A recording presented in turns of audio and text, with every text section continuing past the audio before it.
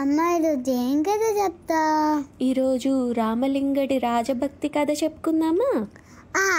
ఒకసారంట కృష్ణదేవరాయలు రామలింగడి తెలివితేటల్ని పరీక్షించాలనుకుంటాడు. అందుకని తెనాలి రామకృష్ణని సభకి రమ్మంటాడు.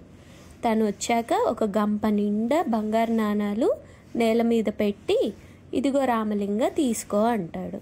చుట్టుపక్కల వాళ్ళందరూ కూడా ఈగరుగా చూస్తారు. ఎందుకని? గంప నిండా ఉంటాయి. ఆ గంపనేమో మొయ్యలేడు తెనాలి రామకృష్ణ. ఈ నాణాలని ఎలా తీసుకెళ్తాడా అని. రామలింగుడు ఒక్క నిమిషం ఆలోచించి ఆ గంపలో ఉండే నాణాలని తెలివిగా తన పై పంచ ఉంటుంది కదా, ఆ పై పంచ నేల మీద పరిచి కొన్ని నాణాలన్నీ తీసుకొని మూట కడతాడు.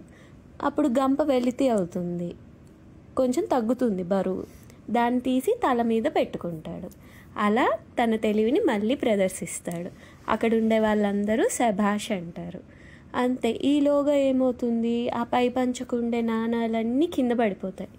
ఆ మూట జారి అందరూ చూస్తారు, గల్లు గల్లు మన సౌండ్ వస్తుందని. ఇప్పుడేం చేస్తాడా అనుకుంటుంటే తెనాలి రామకృష్ణ పరిగెత్తుకుంటూ వెళ్ళి ఆ నాణాలన్నిటినీ తీసుకుంటాడు.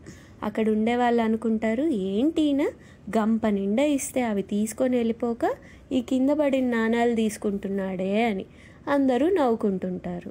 కృష్ణదేవరాయలకు కూడా అంతగా నచ్చలేదు రామలింగుడు ఆ పని చేయడం. సరే అనుకుంటుంటే కృష్ణదేవరాయలే అడుగుతారు, ఎందుకు రామలింగ, నేను నీకు గంప నిండా ఇచ్చాను కదా, అంత అత్యాశ ఎందుకు మీకు అంటారు. లేదు కృష్ణదేవరాయలు గారు, ఈ నాణం పైన మీ బొమ్మ ఉంది, మీ పేరు రాసుంది, దీన్ని ఎవరైనా తొక్కుతారని అంతేను, మీ మీద గౌరవంతో ఈ పని చేస్తున్నాను అంతే. ఆ మాటకి కృష్ణదేవరాయలు గారు చాలా హ్యాపీ అయిపోయి ఒక పెద్ద హగ్ ఇస్తాడు. హగ్ ఇచ్చి ఇంకొక పెద్ద గంప నిండా మళ్ళీ బంగారు నాణాలు ఇస్తాడు.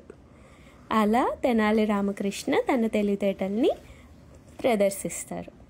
మీకు కనుక ఈ కథ నచ్చినట్లయితే లైక్ చేయండి, షేర్ చేయండి, సబ్స్క్రైబ్ అవ్వడం మరవకండి. ప్రేమతో మీ ఆశ. Thank you. బాయ్.